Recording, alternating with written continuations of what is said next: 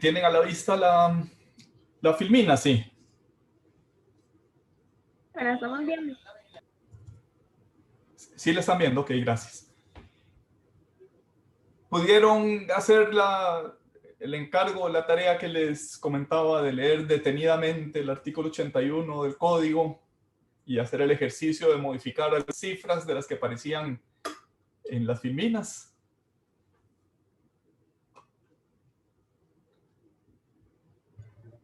Voy a tomar eso Al como... menos en mi caso, ¿Sí? no, más bien no. He estado muy ocupado porque hay muchas evaluaciones y no he podido, sinceramente. Bueno. ¿Y alguien de los presentes sí alcanzó a hacerlo?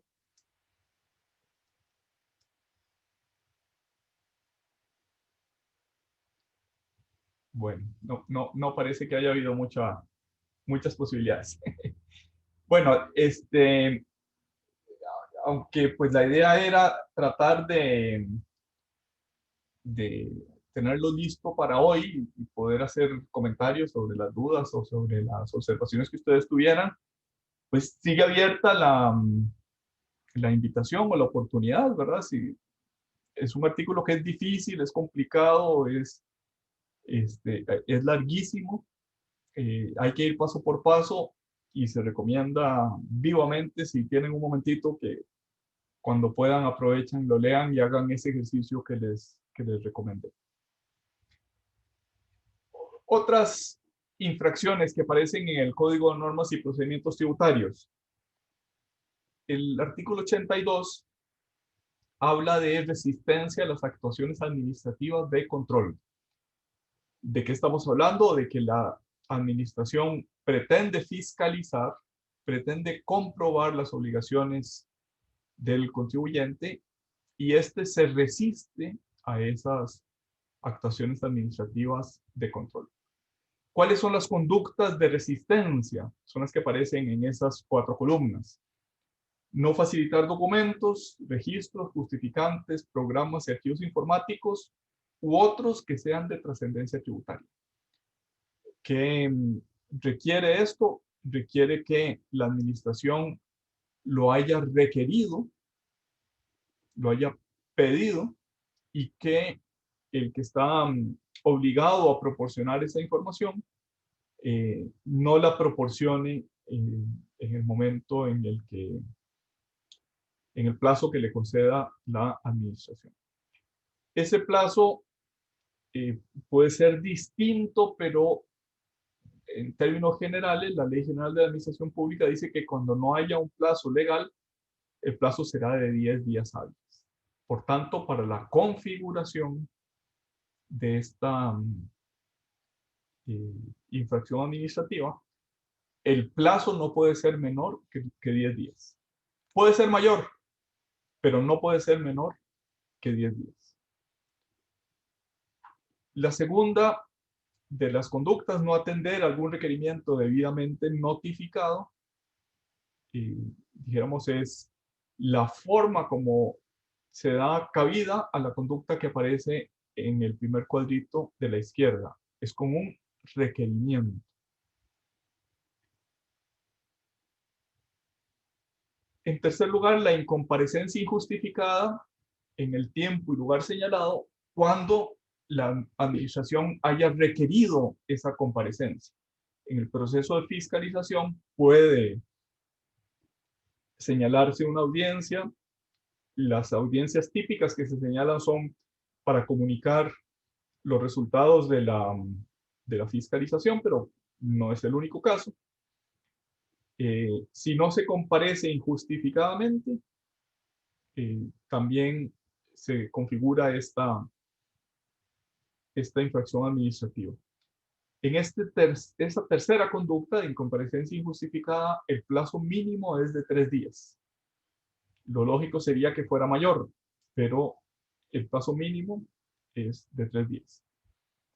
También se configura esta infracción cuando se niega o se impide la entrada o la permanencia de funcionarios en locales, establecimientos relacionados con las obligaciones tributarias. ¿Qué tiene en común todas estas conductas del artículo 82? tienen en común que responden a un requerimiento individualizado, a una notificación individualizada. Trataré de explicarme. Hay otras conductas muy parecidas, también sancionadas en el Código de Normas y Procedimientos Tributarios, que se refieren a lo que suele llamarse información por suministro o requerimientos de información por suministro. No son requerimientos individualizados, no es el auditor que le dice, por hablar de un caso reciente que salió en la prensa, a Gerardo Corrales, justifíqueme este incremento injustificado de patrimonio que yo creo que existe porque usted compró un vehículo en el año 2019. Ese es un requerimiento individualizado.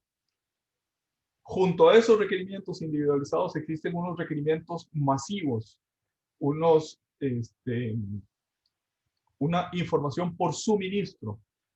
Por ejemplo, todos los emisores de tarjetas de crédito verificar a la administración tributaria las retenciones que hayan practicado una vez al mes.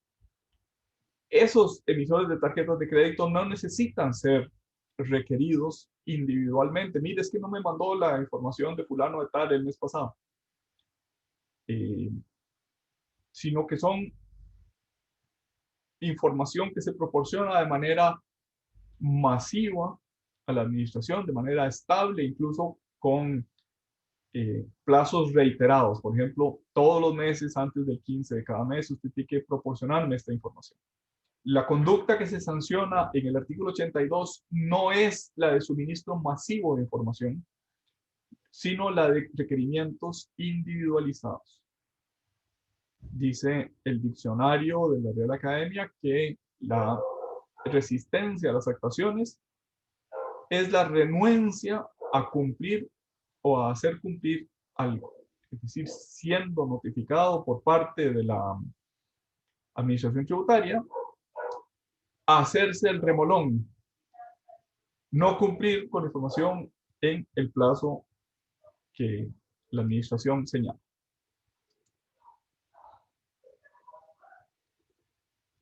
¿Cuál es la sanción que se impone a los que se resisten? Si yo soy legalmente notificado y no entrego la información que me solicitan en el plazo, que como ya dije, como mínimo debe ser de 10 días, la sanción es una multa de 2 salarios base, que eran, bueno, la suma que ahí aparece en el 2013, en el 2020 es 446.200, por 2 son un poquito menos de 900.000 colones en el 2020. La segunda resistencia, es decir, habiendo sido notificada la primera vez y habiéndose notificado un segundo requerimiento con la misma información, la sanción es de 5 salarios base. Es una multa de 5 salarios base. Si aún así persiste la resistencia, o sea, si se vence este segundo plazo y se hace un tercer requerimiento, la sanción es del 2% de los ingresos brutos del periodo fiscal anterior sobre las utilidades. El impuesto sobre las utilidades es el primero de los impuestos sobre la renta. Entonces, el 2% de los ingresos brutos. Con un mínimo de 10 salarios base, esto es, si se tratara de una sociedad inactiva, por ejemplo, que no tuvo ingresos brutos, el mínimo es de 10 salarios base y el máximo es de 100 salarios base, que vendría a ser, en el primer caso, 4.462.000 colones, y en el caso del 100 salarios base, 44.620.000 colones. Como ven, esta... Sí. Profe, y es muy común que llegue a esta tercera resistencia. O sea, porque es que me parece que es demasiado plata. Pero es... o normalmente como en la primera ya dicen como, ay, perdón, o algo así. ¿Usted sabe? Pues depende.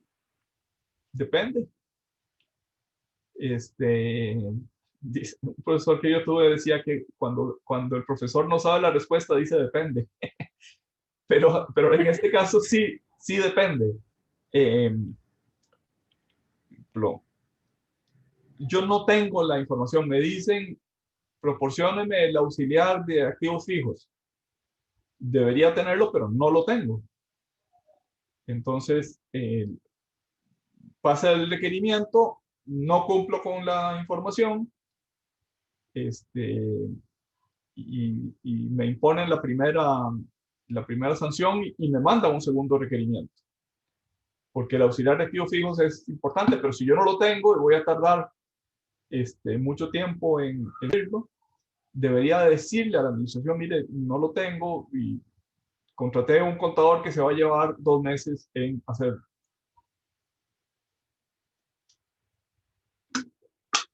Eh, con esta, Pero cada cuánto se hacen, digamos. pues la Como digamos,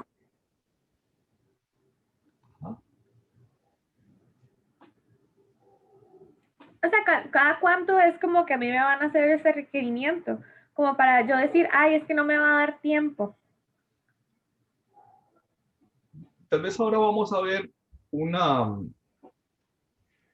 parte que nos ha quedado un poquito corta en el tema de sanciones administrativas, que es lo que suele llamarse la trinidad sancionadora, que tiene que ser, la conducta debe ser objetivamente la calificada en la norma, eso se llama tipo, tipicidad o legalidad. En segundo lugar, tiene que ser antijurídica, o sea, mi conducta tiene que contravenir expresamente la norma. Y en tercer lugar, tiene que ser culpable. Ese tercer elemento, el de culpabilidad, eh, pues es constitutivo de digamos, de la sancionabilidad de la conducta.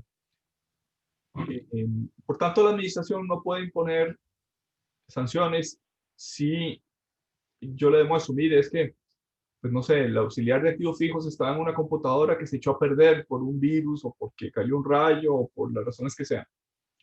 Y tengo que reconstruir ese auxiliar de activos fijos. Y tardo tanto, pues normalmente no me impondrían la multa.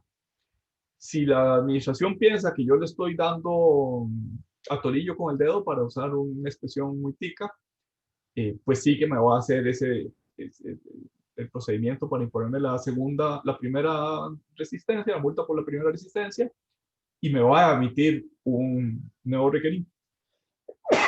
Perdón, un nuevo requerimiento, diría que pasados esos 10 días, una semana después o algo así, y vencido el punto, si para la administración es importante la información que me está requiriendo, seguramente me impondrá la tercera. Ahora, obviamente, ¿qué cosas puede requerir? No sé si con eso contesté, Sofía. Sí, o sea, es súper corto el plazo que dan entre cada uno. O sea, Sí, 10 días es que no, siento que no es casi nada. 10 días es lo mínimo, ¿verdad? 10 días hábiles. Ajá, sí, es lo mínimo, sí. Pero también puede ser que me conceda un plazo mayor. En este momento estoy discutiendo un caso de un cliente que eh, lo fiscalizaron en el periodo fiscal 2012 y le pidieron, entrégueme el estudio de precios de transferencia.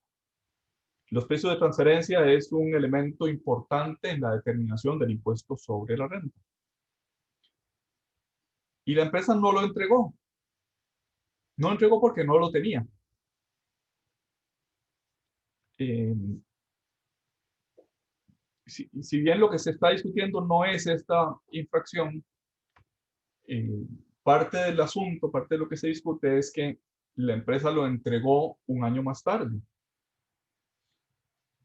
¿Y por qué lo entregó un año más tarde? Porque lo mandó a hacer y los estudios de precios de transferencia no solo son caros, sino que toman tiempo, ¿verdad? No lo tenía en ese momento y no estaba obligado a tenerlo. La obligación de hacer estudios de precios de transferencia digamos, la obligación formal de hacer estudios de precio de transferencia, se estableció en un decreto del año 2013 con efectos al periodo fiscal 2014. Y aquí estamos hablando de que se fiscalizaba el periodo 2 años anterior, el periodo del 2012. Y en ese caso no le impusieron la multa. El reclamo de la administración es que dice, ¿por qué me lo entrega tan tarde cuando yo ya avancé en mis procedimientos y ya tomé una posición respecto de cuánto era lo que usted me debía de impuestos sobre la renta? O sea que esa resistencia, dijéramos, debe ser de documentos, registros, justificantes, programas, archivos que yo esté obligado a tener. Por ejemplo, supongamos que yo tengo en mi alquilo, doy en alquiler pues no sé, el garaje para la tienda del barrio. O sea, esta es mi casa, el garaje no lo uso y yo se lo doy a alguien que le saca algo de dinero a eso con una actividad comercial. O un centro de fotocopias, dijéramos. Bueno, las fotocopias cada vez existen menos desde que el PDF se convirtió en una herramienta de uso notable. Es posible, quiero decir, es jurídicamente posible, que ese contrato de arrendamiento sea un contrato verbal. Entonces, podría la administración decirme, proporcióname copia del contrato, y yo le puedo contestar, no hubo contrato. Y eso no es resistencia a las actuaciones administrativas de control. Porque aunque me notifique, y aunque yo no le facilite el documento, solo le debo facilitar los documentos que yo estoy obligado a tener. Por ejemplo, estoy obligado a llevar contabilidad si soy comerciante. Pero si soy una persona física con actividades lucrativas, no estoy obligado a llevar contabilidad completa. Por tanto, si yo soy persona física con actividades lucrativas y la administración me requiere la contabilidad, yo le puedo contestar, no llevo contabilidad completa, no estoy obligado a llevar. Por tanto, no se la proporciono no porque no quiera, sino porque realmente no la tengo.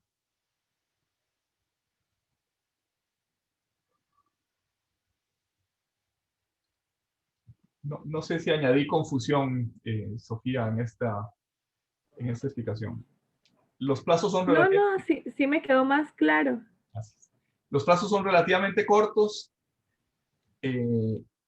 pero lo que me requiere la administración es algo que yo tenga. Por ejemplo, si yo compré un carro, es lógico que yo tenga la escritura del automóvil. Debería tenerla. Si ese automóvil se utiliza para deducir gastos, por ejemplo, de depreciación en el negocio. Lo que no podría hacer es que yo no tenga esa escritura y no pueda proporcionársela. Si la estoy utilizando para razones fiscales. Si yo no tengo el contrato de préstamo cuyos intereses estoy deduciendo a efecto de impuestos sobre la renta, pues sí que me puede poner la administración esta multa por resistirme a presentar esa información que me requiere la administración.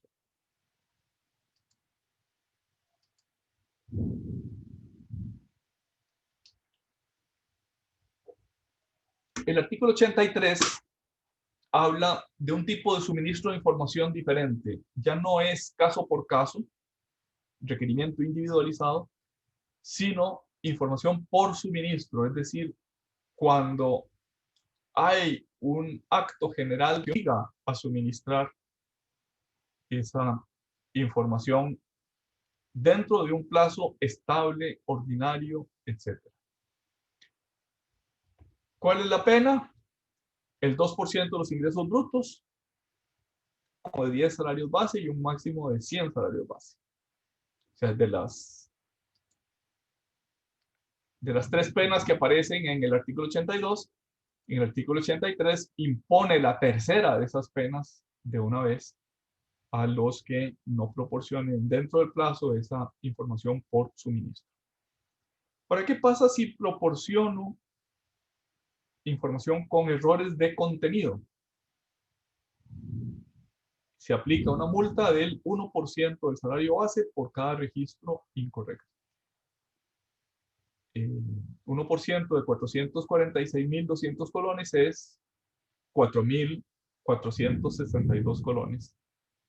Por cada línea del suministro. Esta sanción suele aplicarse, por ejemplo, en el suministro de información de terceros.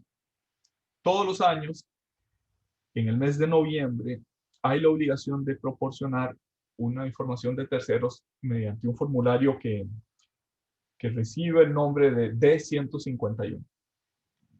Ese formulario tengo que proporcionar a la administración información de todas mis ventas que superen un determinado monto, todas mis compras que superen un determinado monto. Entonces tengo que ponerle, digamos, todos mis proveedores, los 50 proveedores, si es que los tuve, que a cada uno de ellos les haya pagado cierta cifra, normalmente es 2,5 millones de colones. Tengo que proporcionar a la administración esa lista en ese formulario. Pues bien, supongamos que me equivoqué en ese formulario, entonces por cada línea que está errónea, me aplican una multa del 1% de un salario base. En el caso de que quien incumpla el suministro de información sea una entidad financiera, un banco, una de las entidades sujetas a la supervisión de su JEF, su PEN, su GESE, los seguros, las pensiones o las entidades financieras, cuando se incumplan requerimientos de que la administración acompañe con copia de resolución judicial que los autoriza. Pongamos un ejemplo. La administración está fiscalizando a José María. La administración cree que José María le esconde o que sus datos no son suficientemente buenos.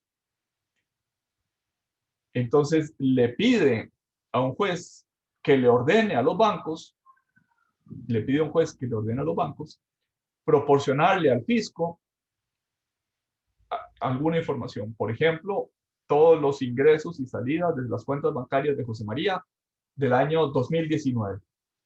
Porque le estoy haciendo una auditoría a José María desde el año 2019 y tengo sospechas de que no está siendo completamente transparente o colaborador con la administración tributaria. Entonces, si la entidad financiera incumple esa resolución judicial, si no le proporciona a la administración tributaria esa información autorizada por el juez, entonces la pena es de 2 ingresos brutos con un mínimo de 10 salarios base y un máximo de 100 salarios base.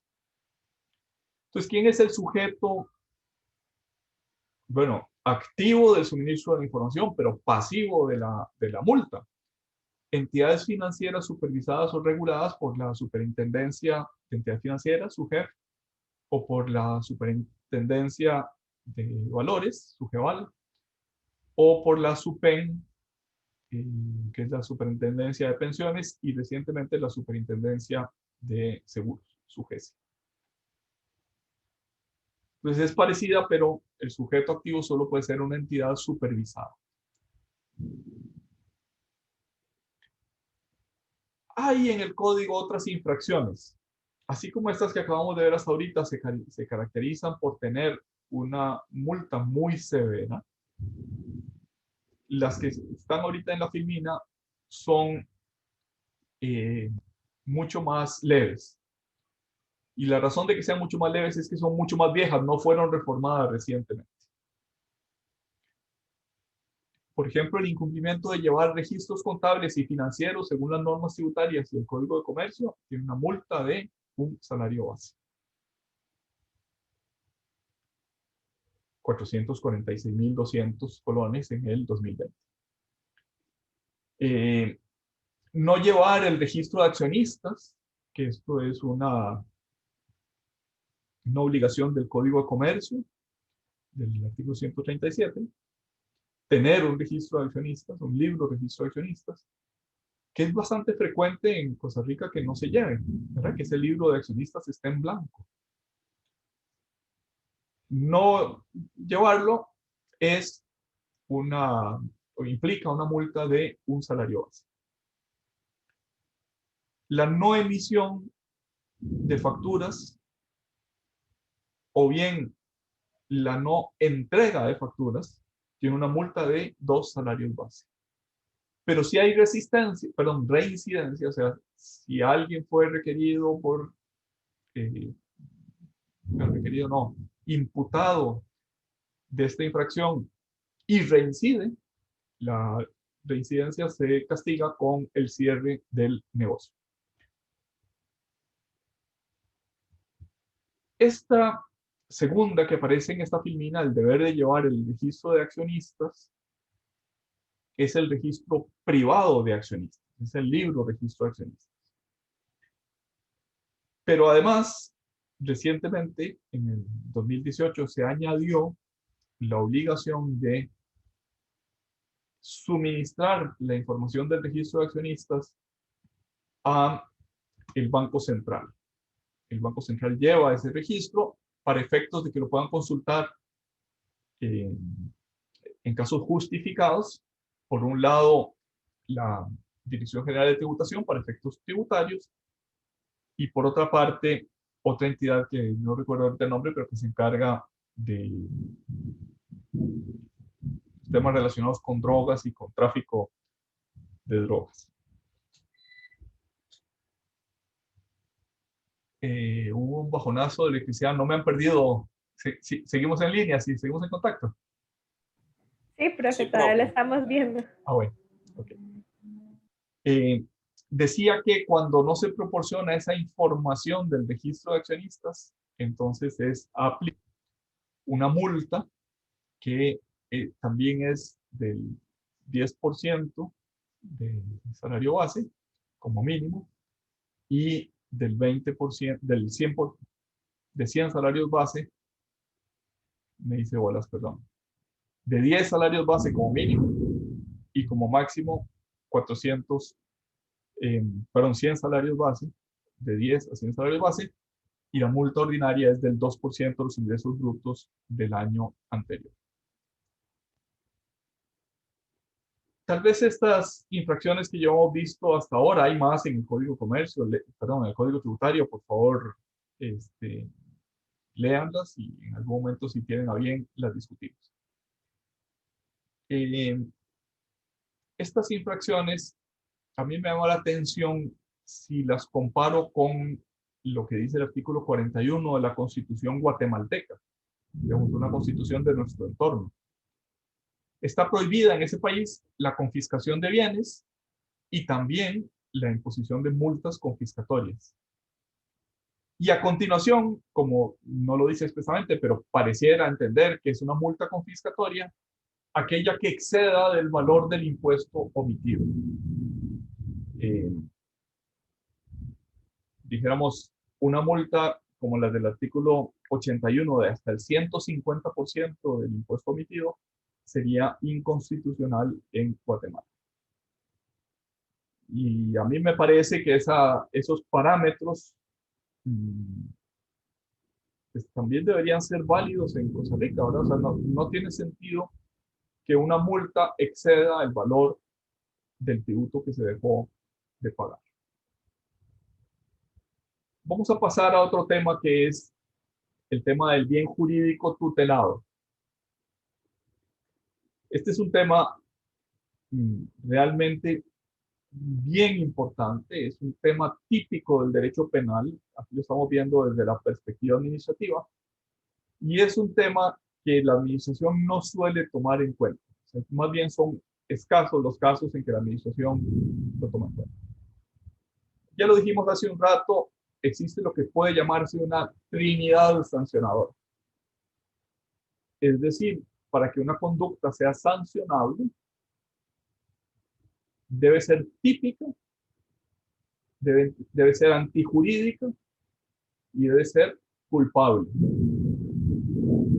La tipicidad se relaciona con los elementos objetivos, con la descripción objetiva de la conducta a sancionar en la ley. Es como una especie de tipo. El tipo es lo que servía para acuñar una moneda. Entonces, la conducta tiene que ser una plena correspondencia con el tipo establecido en la ley penal, o en este caso la ley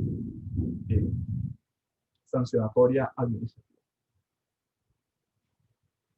El elemento de culpabilidad se considera es subjetivo y se identifica con la volición, con la voluntad, con la intención. Ha de haber intención de violar la ley. En ese caso, normalmente hablamos de dolo. O al menos tiene que haber descuido, y en ese caso hablamos de culpa.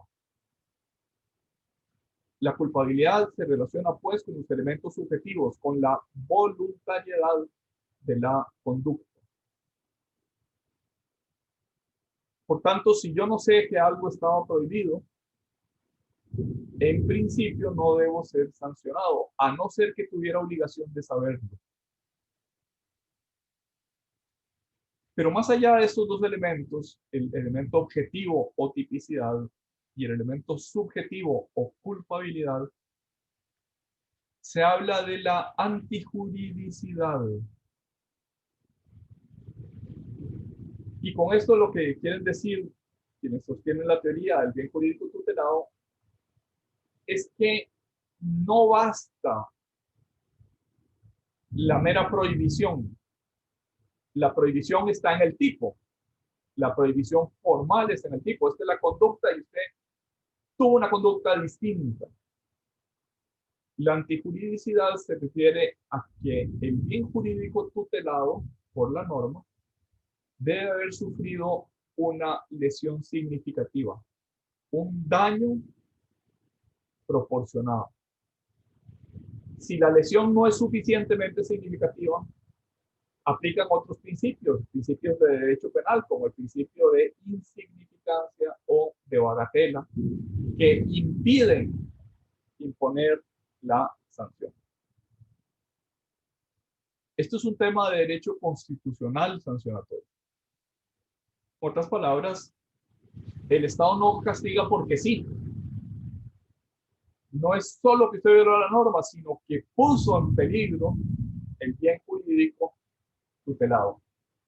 No es solo usted violó mis potestades de prohibir una determinada conducta, sino es usted puso en peligro un bien, un interés que es constitucionalmente tutelado.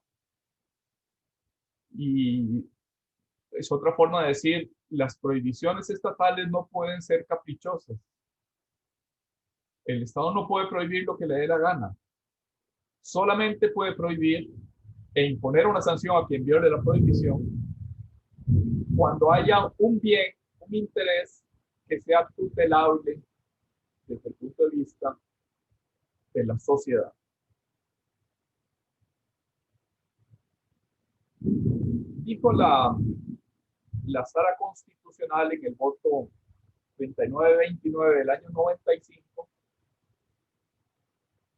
que los principios del orden penal son aplicables a las infracciones administrativas. ¿Y por qué dijo esto la sala? Lo dijo porque tanto las infracciones administrativas como los delitos son manifestaciones del ius puniendi, del derecho de castigar del Estado. Aquí está lloviendo fuerte, ¿sí me escuchan bien? ¿No? Sí, profe, yo lo Creo escucho que bien. escuchan como los truenos al fondo, pero sí se escucha bien.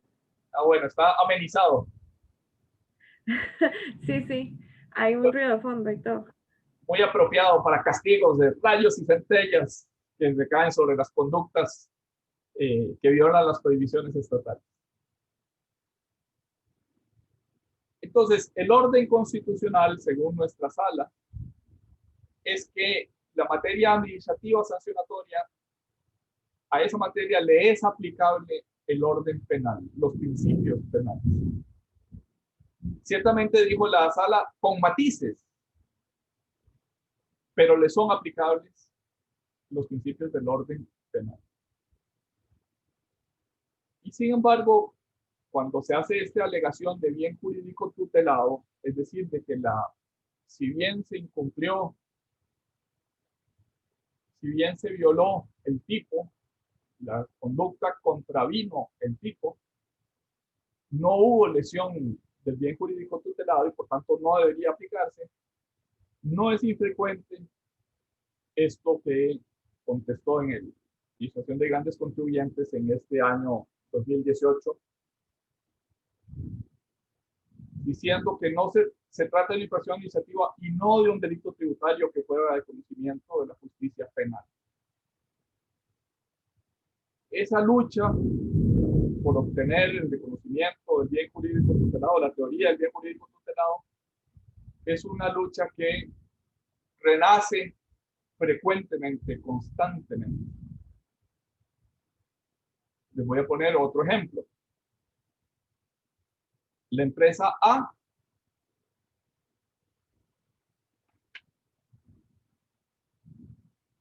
ponía en sus gastos, era una empresa piñera, ponía en sus gastos los gastos del año de preparación del terreno, abonos, abono foliar, hacer las camas en las que se sientan las piñas, los químicos que se utilizan para que la planta de piña produzca la flor y a partir de ahí se fecunden y se produzcan las piñas. Deducía los gastos en que incurría, los deducía en el año. Estamos hablando del año 2008. En el 2010, la Administración Tributaria de Cartago le dijo, mire, es que a mí no me parece lo que usted está haciendo, usted no debería deducir esos gastos en el año, sino que debería considerar que hay un activo biológico y por tanto debería depreciarlo en 3 años. O sea, lo que usted gasta en un año debería ponerlo en el gasto para efectos fiscales en 3. Dicho en otras palabras, si usted gastó 100, yo le reconozco solo el 33% de los gastos del año.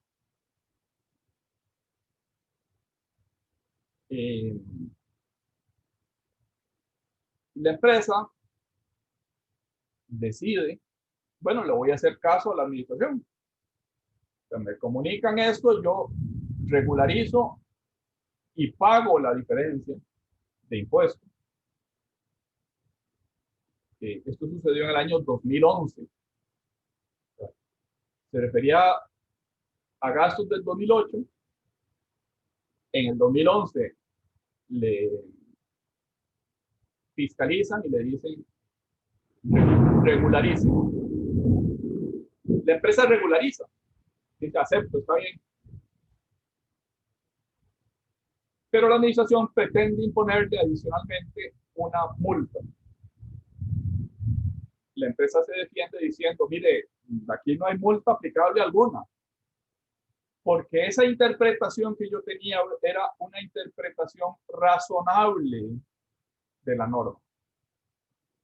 Esto es, no hay elemento de culpabilidad.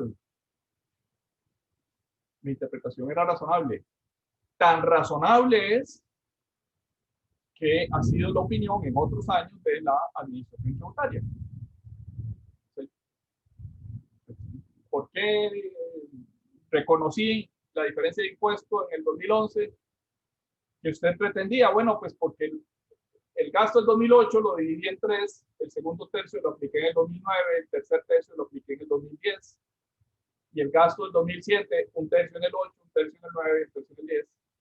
De tal manera que 3 tercios aplicados a lo largo del tiempo no generan diferencia de impuestos. Generaron una diferencia de impuestos.